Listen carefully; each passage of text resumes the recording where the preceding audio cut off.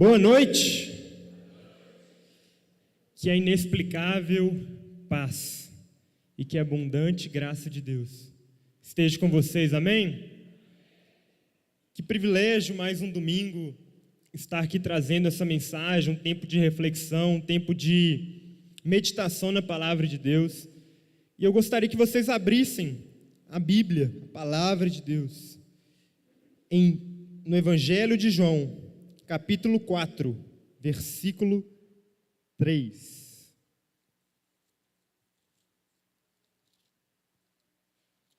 Evangelho de João, capítulo 4, versículo 3.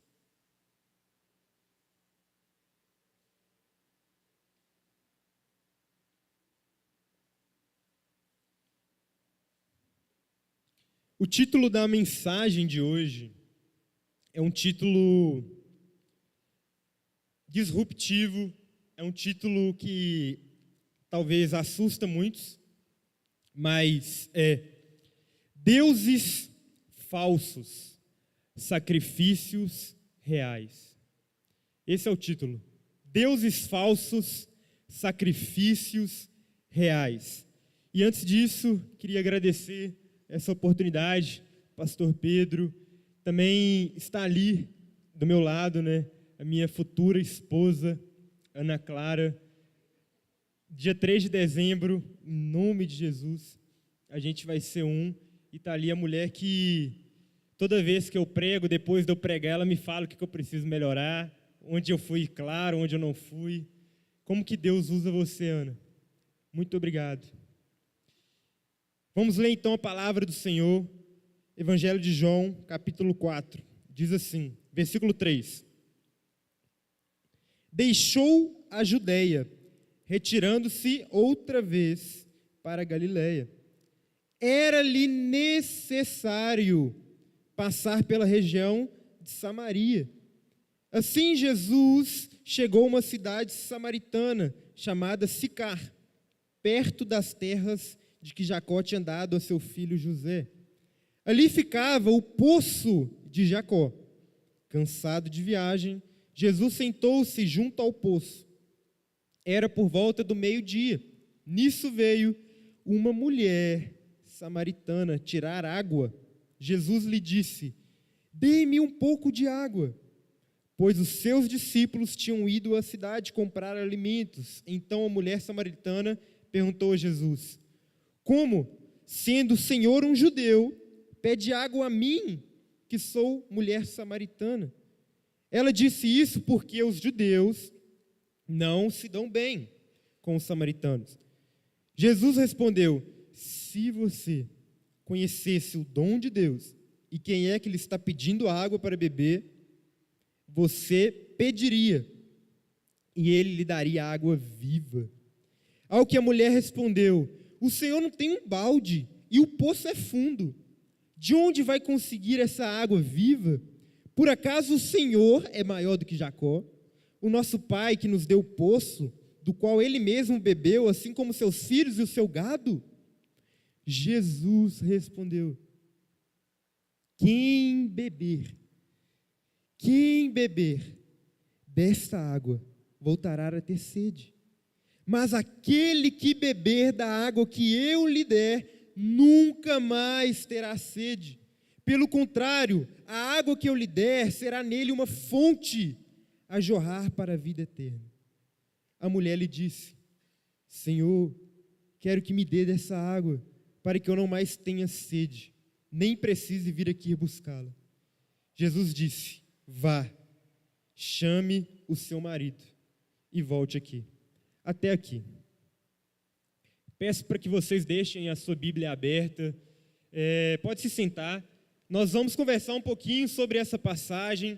Nós vamos conversar um pouquinho sobre esse título: Deuses Falsos, Sacrifícios Reais. Etimologicamente, a palavra idolatria significa cultuar ídolos. Significa cultuar ídolos. É a transliteração do termo grego eidololatria, que é formado por duas palavras: eidolon, que significa imagem, corpo, representação, e latreia, que significa serviço sagrado, culto, veneração. A pergunta que eu quero começar esse diálogo é o seguinte: ao dizer em alto som, idolatria, o que vem na sua mente? O que vem na sua mente? O que remete à sua mente quando você ouve aqui idolatria? Porque agora, hoje à noite, essas músicas que foram entoadas foram palavras de adoração. Vem, essa é a hora da adoração. O que vem na sua mente quando você ouve idolatria? Adoração. Talvez venha à sua mente Eva no jardim do Éden, quando Satanás seduziu, a sedução de Satanás, para que ela comesse o fruto proibido, e assim ela se tornaria como Deus. Você percebe que no Éden, Satanás ele usa a idolatria como estratégia para a queda do homem, para a queda da humanidade, para o pecado. A idolatria começou num pecado no Éden.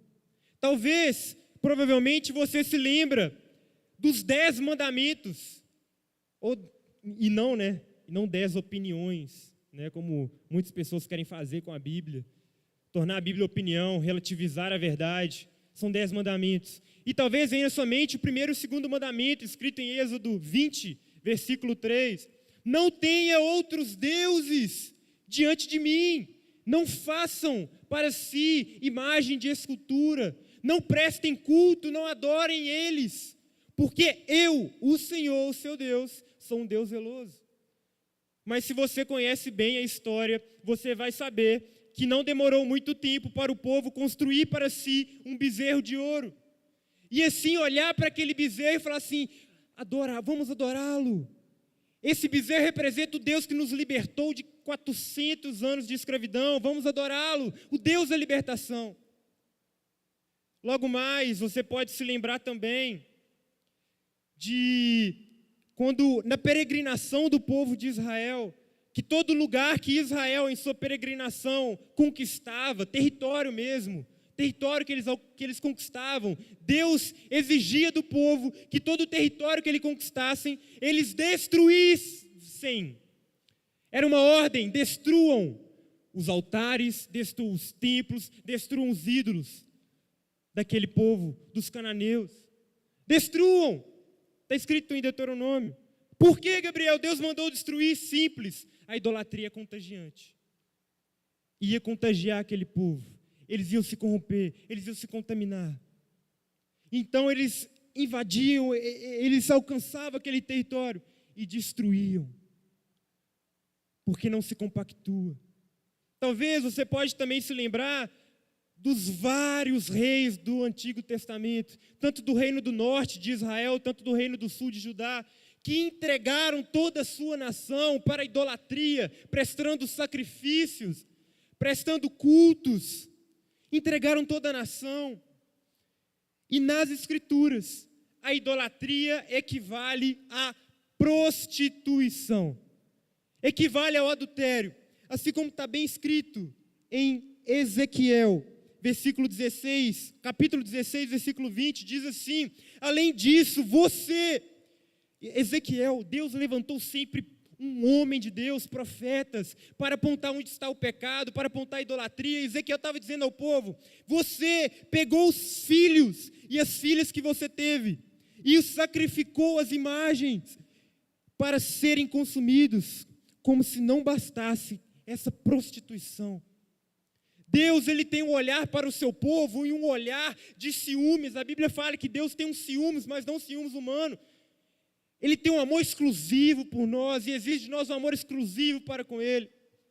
Mas muitos reis do Antigo Testamento entregaram toda a nação à idolatria e dividiram os templos, dividiram o santo dos santos com outros ídolos. Talvez você também pode se lembrar de Paulo, em Atos 17, quando ele estava no Areópago, falando para os gregos em Atenas, Visitando Atenas, Paulo viu muitas divindades, Paulo viu muitos ídolos, e como era uma cultura idólatra. Então Paulo, ele aponta para o Deus desconhecido e fala assim: esse Deus que vocês não conhecem, eu conheço. E esse Deus aí, os outros não chegam nem perto, nem existem. Em uma cultura idólatra, Paulo preservou essa fé exclusiva, esse amor exclusivo. E com tantas passagens nessas escrituras, eu tentando contextualizar vocês historicamente, eu só consigo me lembrar da frase do teólogo João Calvino, que ele diz que o coração do ser humano é uma fábrica de ídolos. O coração do ser humano é uma fábrica de ídolos. E isso nós conseguimos perceber no Éden, isso nós conseguimos perceber no povo de Israel, em sua peregrinação, nos reis, em Atenas. Mas isso me chama a atenção, porque quando eu perguntei a vocês o que vem à sua mente quando eu falo em alta voz, idolatria. Provavelmente, eu não sou Deus para saber, mas provavelmente você se lembrou daqueles povos antigos que se curvavam perante ídolos, perante deuses. Você provavelmente lembrou desses povos. Mas eu acho tão engraçado que hoje nós conseguimos identificar a idolatria naquele povo antigo, mas somos míopes, somos cegos para identificar a idolatria no nosso coração. Existe muita idolatria no povo de Deus, existe muita idolatria entre nós cristãos, mas só que é uma idolatria oculta. Infelizmente, nós evangélicos, preste bem atenção no que eu vou falar, infelizmente nós evangélicos costumamos nos gabar. Eu não tenho uma imagem de escultura. Eu não adoro imagens, eu não adoro ídolos. Será? Será? Porque ídolos não são apenas imagens de escultura, ídolos não são apenas artifícios de gesso ou de ouro. Existem ídolos do coração, e particularmente são muito mais perigosos, porque você presta culto a eles, você adora eles, mas não se conscientiza. É uma adoração irrefletida. Nós somos muito semelhantes àqueles povos antigos que adoravam todas as coisas. E nós não percebemos. A nossa idolatria está escondida no coração. E não está mais em um bezerro de ouro, não está mais em uma imagem, em uma estátua, está no seu coração. E como isso eu quero dizer a vocês, que o que é um ídolo? Ídolo é qualquer coisa que pode ocupar o lugar de Deus no seu coração. Ídolo é aquilo que te domina, é aquilo que você não se imagina sem, é aquilo que você pensa, quando eu tiver aquilo, quando eu alcançar tal situação ou tal coisa, eu serei completo, eu serei importante, eu serei feliz, eu serei seguro. Isso é um ídolo. Quando você espera das coisas ou de pessoas aquilo que só Deus pode oferecer para você, isso é um ídolo. Existem muitos ídolos no meio do nosso povo de Deus, se é que eu posso chamar assim. E como forma eu queria fazer uma exposição bíblica dessa passagem que lemos da mulher samaritana. O texto que lemos em João, Evangelho de João, capítulo 4, vai dizer que era necessário passar pela região de Samaria. E se você já conhece essa passagem, você sabe que os samaritanos, eles eram inimigos dos judeus. Era um conflito histórico, pelo fato de os judeus eles serem uma raça mestiça, eles serem uma união, uma miscigenação da parte judia e da parte gentia, do povo que era dito povo de Deus e o povo que não era dito povo de Deus, era uma união daquelas duas raças. E os judeus eles olhavam para os samaritanos e diziam: eles são impuros, nós não devemos envolver com eles. E a Bíblia diz, o início da passagem está dizendo, era necessário passar por Samaria. Jesus estava indo para Galiléia, e na Galiléia tem 3 formas de caminho. O caminho que Jesus escolheu, apesar de ser o mais curto, era o mais perigoso. Porque eles eram judeus, e eles poderiam envolver em conflitos, poderiam envolver em problemas. Mas por que era necessário? Porque na agenda de Deus,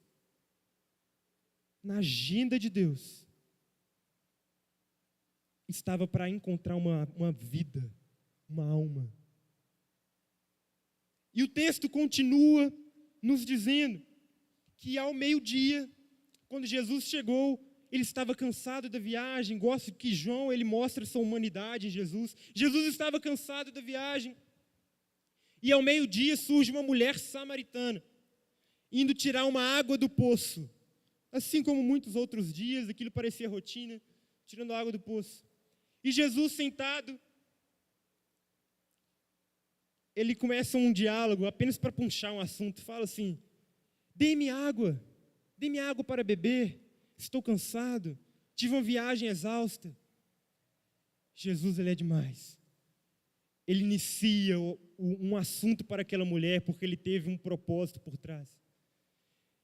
E aquela mulher já é escandalizada, porque um judeu está ali conversando com uma samaritana. Como você, judeu, pode conversar comigo? Uma mulher samaritana. E Jesus ali naquele diálogo, ele pede uma água para aquela mulher. E Jesus, ele vai se revelando aos poucos. Porque primeiro a mulher chama ele de judeu. Depois Jesus fala: ei, eu tenho uma água, mas essa água que você está bebendo, você vai ter sede depois. Mas eu tenho uma água, a água viva, a água eterna, em que quem beber nunca mais terá sede. E então a mulher começa para o próximo passo: ei, mas você é maior que Jacó? E Jesus, ele vai se revelando. Se você beber dessa água, você terá sede, mas aquele que beber dessa fonte eterna, nunca mais terá sede. O que eu acho interessante, incrível nessa passagem, é que aquele poço de Jacó, em que a mulher samaritana estava indo buscar uma água, ele tinha cerca de 31 metros de profundidade, 3 metros de diâmetro, e 4,5 metros de água. E Jesus, quando ele vai falar de si, ele diz o seguinte: ei, eu não sou poço, eu sou fonte. Isso faz toda a diferença. Porque o poço, uma hora chega ao fim. Você vai tirando água, e uma hora você se depara com um vazio. Mas Jesus, ele não é poço. Jesus, ele é fonte, ele é a nascente, que nos preenche por inteiro e nos dá vida eterna. Esses prazeres do mundo, eles são poço. Esses ídolos do mundo, esses deuses falsos, são poço. Nós embarcamos, nós bebemos dessa água que nos promete prazer, que nos promete satisfação, que nos promete inúmeras coisas, mas não satisfaz. Uma hora ele acaba e a gente se depara com um vazio da alma, um vazio por completo. Mas Jesus não é poço, Jesus, ele é fonte. Ela é uma nascente autorrenovável. Que quem beber da água da vida nunca mais terá sede. Então, Jesus, ele toca na parte que ela não queria ser tocada, que é no pecado. Jesus pergunta sobre o marido. E aí? Pergunta de Jesus. Você que está com sua Bíblia aberta. João 4. Jesus disse no versículo 16: vá, chame o seu marido e volte aqui. E a mulher samaritana respondeu: não tenho marido. Essa foi a declaração mais curta daquela conversa. Porque o convencimento do pecado, ele às vezes é desconcertante, ele às vezes é constrangedor, mas ele é preciso. Uma vez eu fui conversar com um pré-adolescente naquela forma de apresentar o evangelho, eu apresentei ele de uma forma muito engraçada. Eu falei que o primeiro passo da salvação é você olhar para a palavra pecado, em português, né? Pecado, e perceber que dentro da palavra pecado tem uma interjeição de nojo, que é eca. Eca. E aquele pré-adolescente entendeu que o primeiro passo para a salvação é ter nojo do pecado. É ver como que aquilo ali nos suja. Como que aquilo ali nos afasta de Deus. A gente tem que ter eca do pecado. Foi uma forma. E foi aquilo que Jesus fez com aquela mulher. O problema é que hoje pecado não é muito falado nas igrejas, que pecado não é muito falado no povo do meio cristão, porque é relativizado, não existe mais certo e errado, é tudo relativo. Não existe mais verdade absoluta, é sua verdade, minha verdade, e assim a gente vai. O relativismo vai matar muita gente. E Jesus tocou na ferida daquela mulher. E aquela mulher samaritana, ela tinha um ídolo, que era o Deus do amor, que era o Deus da imoralidade sexual. E aquele ídolo que ela tinha, ela depositava nele a sua esperança, a sua fé, com a expectativa que ia trazer a ela felicidade, satisfação à alma, sentido, propósito. Mas no fundo, bastou uma conversa com Jesus, que ela percebeu que aquilo era ilusão, que aquilo não era verdade, e que as inúmeras promessas que esses deuses falsos fazem são mentira. A grande questão é que, apesar de ser deuses falsos, são sacrifícios reais. Esses deuses, eles têm um modus operandi, eles têm uma forma de agir igual, a mesma. Primeiro, eles exigem amor. Segundo, eles exigem confiança. E terceiro, eles exigem obediência. Terceiro, eles exigem obediência. Talvez alguns vão se assustar, mas você se torna aquilo que você adora. Então, se você adora o dinheiro, você vai se tornar um ganancioso. Se você adora o sexo, você vai se tornar um imoral sexualmente falando. Se você adora a beleza, a estética, você vai se tornar um vaidoso. Você se torna aquilo que você adora. Mas se você adora Cristo, você se torna um pequeno Cristo. Você se torna um discípulo dele. A questão é que aqui, em um culto de domingo, costumamos levantar as nossas mãos, mas o nosso coração está dividido entre muitos outros deuses. E achamos, é o povo antigo que se entregava à idolatria. Não. Não. Há muitos deuses contemporâneos dividindo o espaço do seu coração. E o Deus cristão, o Deus verdadeiro, ele olha para o seu coração e é um coração dividido. E eu gostaria, nesse momento, citar apenas 3 desses deuses contemporâneos. Primeiro, é o Deus do sexo. Em uma cultura pós-moderna, em uma cultura pós-revolução sexual, o sexo hoje é visto como um Deus.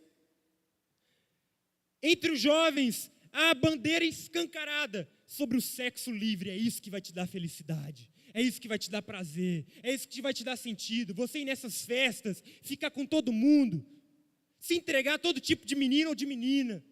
É isso que vai te dar prazer.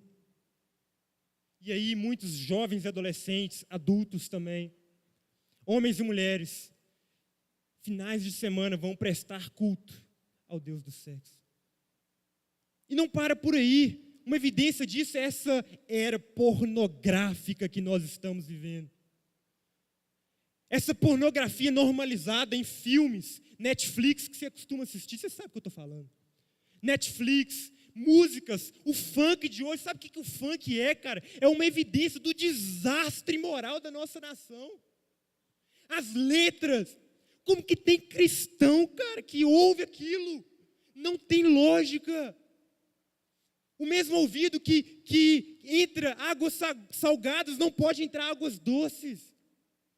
É uma evidência que o seu Deus é o Deus do sexo. E não adianta você vir aqui domingo e levantar as suas mãos, adorar o Deus verdadeiro. Ele não vai ouvir a sua adoração, porque Deus ele tem um amor exclusivo e requer um amor exclusivo a Ele. Não vai. Essa era pornográfica que estamos vivendo. Uma revista chamada Christianity Today, americana, fez uma pesquisa, não é na cultura não, na igreja. E o resultado dessa pesquisa foi 50% dos homens cristãos e 20% das mulheres cristãs são viciadas em pornografia. 1 em cada 3. Pasmem, em 2006, essa pesquisa. 2006. Está muito desatualizado. Pela minha experiência prática, está muito desatualizado isso aqui. Mas 1 em cada 3 em 2006. E vocês sabem do que eu estou falando. A pornografia destrói famílias. Ela deturpa a sua visão sobre o sexo. Você começa a ver o sexo como algo imoral, como algo fictício. Os homens costumam se interessar mais para imagens pornográficas e as mulheres costumam se interessar mais por ficção erótica. O que é isso?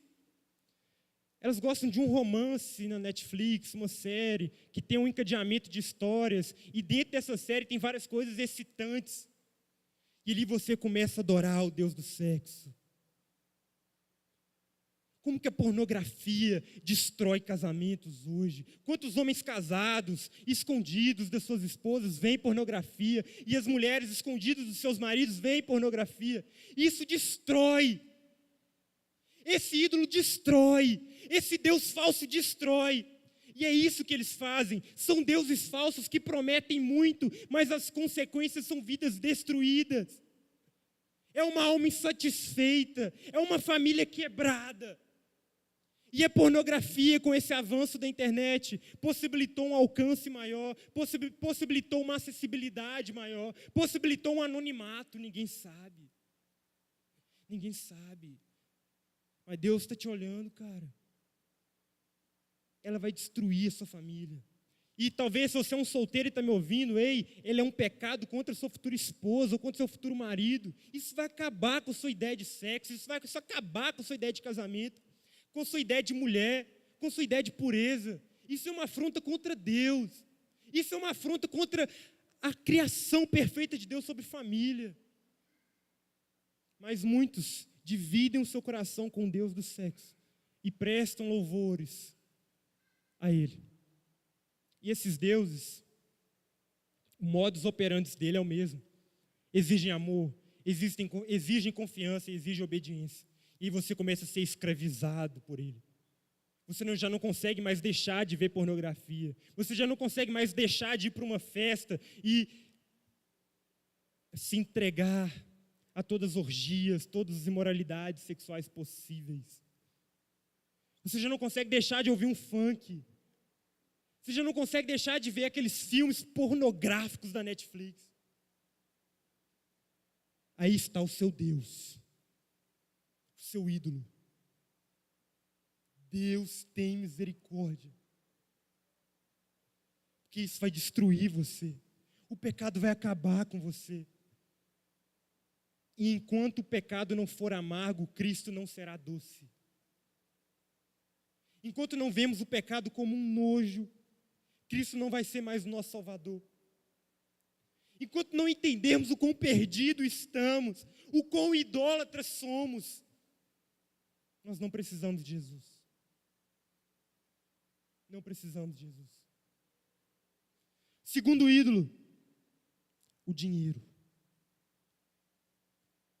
E talvez, ao eu falar dinheiro, você já falou assim para si mesmo: isso aí eu passei. Não sou ganancioso, não tenho amor ao dinheiro. Será? Porque normalmente quem diz isso tem. Porque o inimigo se esconde. Esse ídolo do dinheiro se esconde bem. Ídolos, na verdade, deuses falsos, se escondem bem no seu coração. Nietzsche, o filósofo Nietzsche, diz que há mais ídolos do que realidades. E esse ídolo, dinheiro, Mamon, como Jesus disse, ele opera da mesma forma. Exige amor, exige confiança, exige obediência. E aí, quando você diz hoje na igreja, Deus vai te abençoar. Deus vai te abençoar.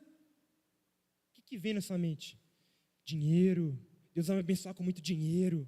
Deus vai me abençoar com um emprego melhor. E aí, Deus não é o Deus. Deus é um mordomo do seu Deus.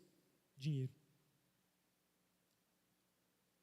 O Deus cristão, o Deus verdadeiro, já não é mais seu Deus. Ele é apenas o mordomo do seu real Deus, o dinheiro. E aí, amém, Deus vai me abençoar, tal. E você só consegue olhar para o dinheiro. Esse ídolo se esconde bem. Ele se esconde em exageradas horas de trabalho. E aí você sacrifica o seu filho, a sua filha, o seu esposo, a sua mulher, a sua igreja por causa do dinheiro. Os pais costumam trabalhar para dar um tênis da Nike, para dar uma camisa da Adidas para o seu filho, mas não tem a coragem de ler a Bíblia para com eles. Não tem a coragem de orar com eles. E aí chega em mim jovens adolescentes destruídos. Por quê? Porque os pais adoram dinheiro. Adoram o dinheiro. Não me peçam para acreditar que vocês estão adorando a Deus se vocês não se esforçam para purificar o seu coração. Não me peça. Vocês trabalham tanto por motivos egoístas. Trabalham em esse consumismo, essa propaganda de marketing, de comprar, mas por motivos egoístas. O seu Deus é o dinheiro. Quando eu falo Deus vai te abençoar, você não pensa que Deus vai te abençoar com mais santidade. Você pensa que Deus vai te abençoar com mais dinheiro ou com uma proposta de emprego melhor. Mas deixa eu te dizer, Satanás também é provedor. Satanás também é provedor, e foi isso que ele fez com Jesus, oferecendo lugares maiores, riquezas. Satanás também é provedor. E aí você aceita um emprego que você fica distante da igreja, que você fica distante da família. Ah, foi Deus que abriu a porta para mim. Não. Não. Quantas pessoas, eu e a Ana que estamos nos preparando para casar, nós vamos conversar com muitos casais e eles idolatram tanto dinheiro. Ah, eu preciso de tantos mil para ser feliz. Ah, eu preciso de tantos mil para casar. Ah, eu preciso de tantos mil para ter filhos. E aí, irracionalmente, você coloca no dinheiro a sua segurança, você coloca no dinheiro a sua confiança, você coloca no dinheiro a sua adoração, e não em Deus. Ali está o seu ídolo. Ali está o seu ídolo.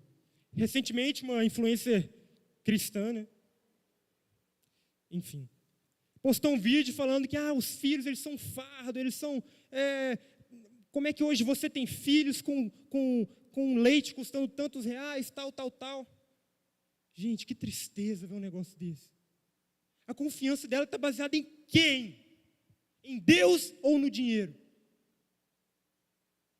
Ah, Gabriel, você está falando isso porque você não tem filhos. Aí quando eu tiver filhos, eu vou falar a mesma coisa e vocês vão me dizer: ah, Gabriel, você está falando isso porque seus filhos são recém-nascidos. Aí quando eu tiver meus filhos crescidos, tal... Aí vocês vão me dizer: ah, você está falando isso porque o seu tempo era outro, a sua cultura era outra. A minha autoridade que eu estou falando as coisas aqui não é porque o Gabriel é bom ou algo do tipo, não. A minha autoridade está baseada na Bíblia.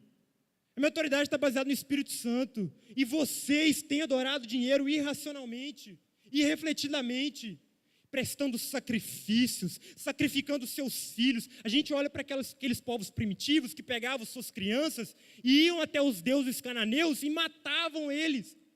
Mas é isso que vocês fazem hoje com o dinheiro. Vocês pegam os seus filhos, não sabem como que eles estão a sua vida com Deus, despeja eles nas escolas, terceiriza a educação, coloca em frente ao Deus do dinheiro.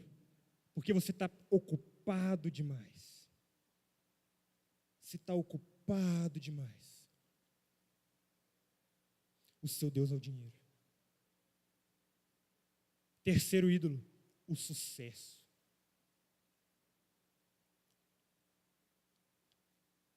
Muitos nessa ambição de crescer. Você vai romper. Você vai prosperar nessa terra. Os seus inimigos vão ser envergonhados. E vocês ouvem isso, aumentando o seu ego, e idolatrando o Deus do sucesso. E esse Deus do sucesso, ele nos traz uma autopercepção, que é o fruto de Satanás no Éden. Você será como Deus. E aí não vivemos mais o evangelho, mas o eu evangelho. Igual muitas igrejas estão pregando por aí. Não há uma centralidade na mensagem da cruz e nem de Jesus. É apenas você vai prosperar, Deus vai te dar isso, Deus vai te dar um carro, Deus vai te dar uma casa. Deus vai romper, Deus vai te dar empregos, Deus vai te fazer ter sucesso. Mas ninguém encara isso para a santidade. Ninguém vê bênção como filho. Ninguém vê bênção como mais temor a Deus. Todo mundo vê como dinheiro, como sucesso. E aí a nossa vida, a nossa felicidade está no desempenho, está na produtividade.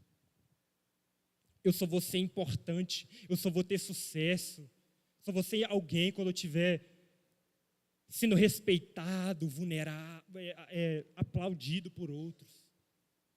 É mesmo, você gosta de aplausos? Satanás está aplaudindo você. Está te aplaudindo. Em uma plateia em que todo mundo está de pé, mas Deus está sentado. Não adianta nada. Em Gálatas 1:10 vai dizer: por acaso eu busco a aprovação das pessoas ou a aprovação de Cristo? Paulo está dizendo. Se eu buscasse a aprovação das pessoas, eu não seria servo de Cristo. Mas o sucesso, Deus do sucesso, Ele aparece na nossa frente escondido, porque ídolos se escondem no nosso coração. E a gente costuma adorar o sucesso. E aí tem esse conceito de networking. A gente só conversa com quem tem sucesso. A gente só conversa com alguém que pode nos dar algo em troca. O seu ídolo é o sucesso. Você vive o eu-evangelho. Eu-evangelho. Igual muitas igrejas têm por aí, em que todas as pregações é você, você, você, você, você. É mais de mim, menos de Deus. E não como diz João 3,30, que Ele cresça e eu diminua. Os ídolos do coração. E aí você, normalmente, né, você se gaba: eu não adoro imagens de escultura. Será? E aí volta a essa passagem na Bíblia, em que no versículo 28, que você pode olhar aí na sua Bíblia, 4:28. Quanto a mulher deixou o seu cântaro e foi à cidade e disse ao povo: venham comigo e vejam um homem que me disse tudo que eu já fiz. Não seria ele Cristo?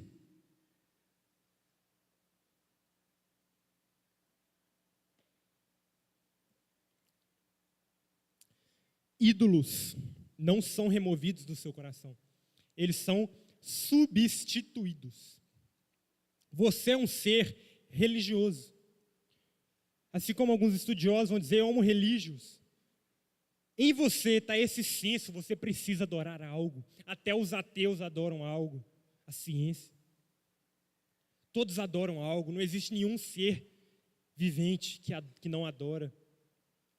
E esses ídolos do coração, eles não são removidos. Eles são substituídos.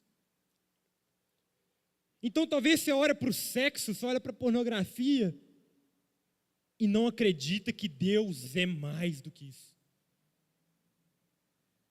Você não acredita que Deus é mais do que esse pornô que você vê. Você não acredita que Deus é mais do que o sexo. Você não acredita que Deus é mais do que o dinheiro. Você não acredita que Deus é mais que o sucesso. Você não acredita que Deus é mais do que a beleza.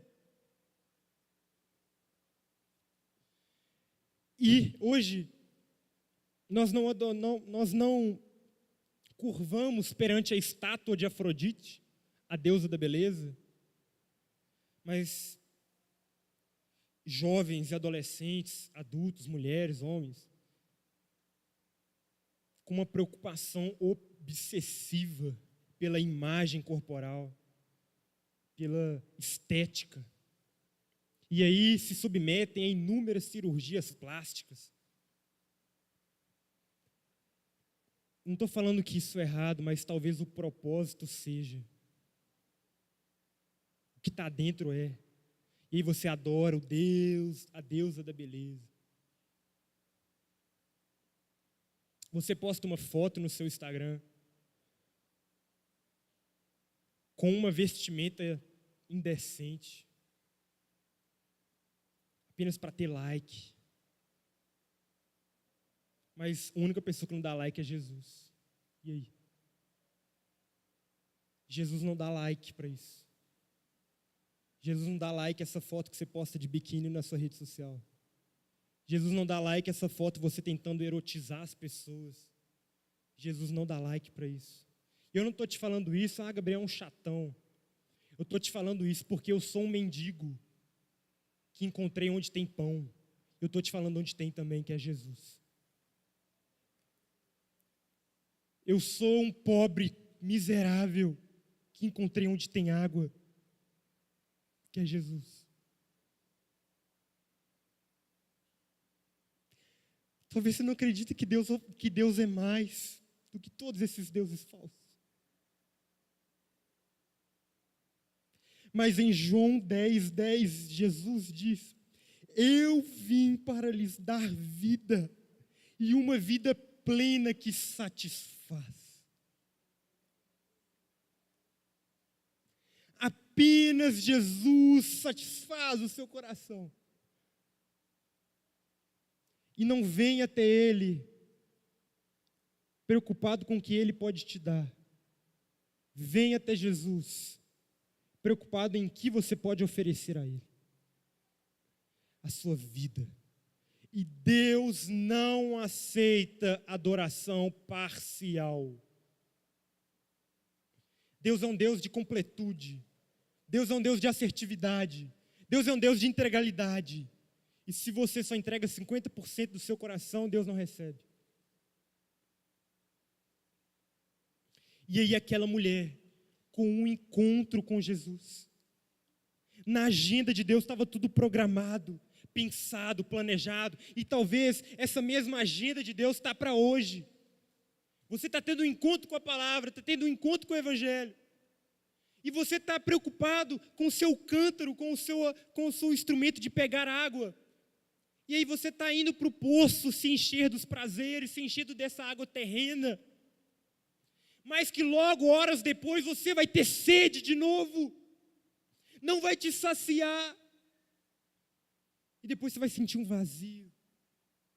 Mas após aquela mulher ter um encontro com Jesus, ela pegou o seu cântaro, deixou o cântaro e foi correndo anunciar: eu encontrei a fonte da vida, eu encontrei a água viva, eu encontrei o Messias, o Cristo, e nada dessas coisas terrenas competem com Ele. Nada, e ela deixou o seu cântaro, por quê? Porque ela já possuía a água viva, a água eterna. E ela foi anunciar, e foi uma grande testemunha da palavra de Deus. Sabe o que Deus quer fazer aqui hoje? Remover ídolos do seu coração, substituir pela presença dEle. Talvez você veja aqui com o seu coração já quebrado. Quebrado porque esses falsos ídolos, essas divindades, elas exigem sangue. Elas exigem o seu sangue, o seu suor. E aí elas vão exigindo a sua família, a sua paz. Elas vão exigindo tudo que você tem. E talvez seu coração está quebrado hoje. Mas Jesus, Ele se apresenta até você como Ele se apresentou para aquela mulher samaritana, na necessidade que você tem, e diz: beba da minha fonte, beba de mim, experimenta a presença do Senhor, experimenta o que é ter uma vida comigo, que um dia você vai olhar para os prazeres que você tinha no mundo e falar assim: ei, como eu vivia na ilusão, como eu era enganado, mas agora eu tenho uma vida com Deus, e uma vida plena que satisfaz. Se coloque de pé.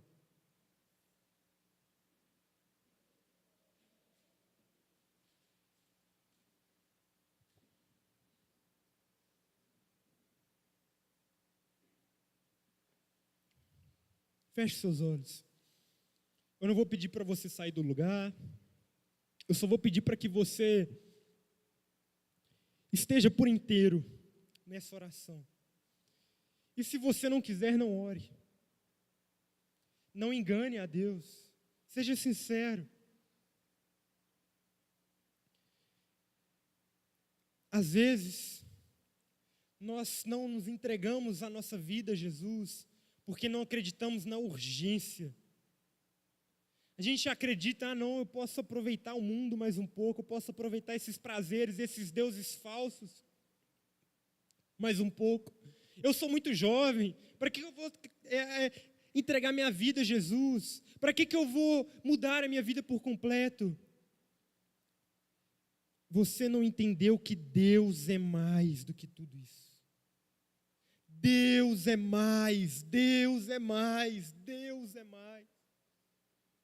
Deus é mais do que o dinheiro, Deus é mais do que o poder, Deus é mais do que a beleza, Deus é mais do que o sexo, Deus é mais, Deus é mais. Deus, estamos aqui mais uma vez em Tua presença. Estamos aqui como um povo arrependido, porque estamos dividindo a nossa adoração com muitos outros deuses contemporâneos. E às vezes, Deus, adoramos, mas é uma adoração cega, nós não conseguimos ver a idolatria que está em nós. Deus, muitas vezes, nós vamos com o nosso cântaro, buscando prazeres em N coisas, e esquecemos que o Senhor é maior, que o Senhor é mais. Nós não acreditamos que nós seremos satisfeitos com o Senhor. Nós não acreditamos na sua salvação.